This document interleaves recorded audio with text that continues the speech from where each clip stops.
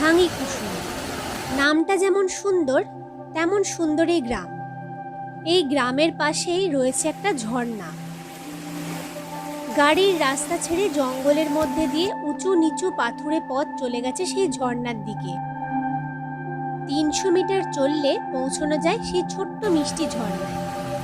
হুদহুদি জলপ্রপাত, বেশি পরিচিত ভাঙিকুসুম ঝর্ণা নামে। এই হচ্ছে ভাঙিকুসুম ওয়াটারফলস। আমরা দাঁড়িয়ে আছি একেবারে ওয়াটারফলসের মাথায়, আর এখান থেকে জলটা নিচে নেমে যাচ্ছে। বর্ষাকালে ভারী সুন্দর হয়ে ওঠে এর রূপ।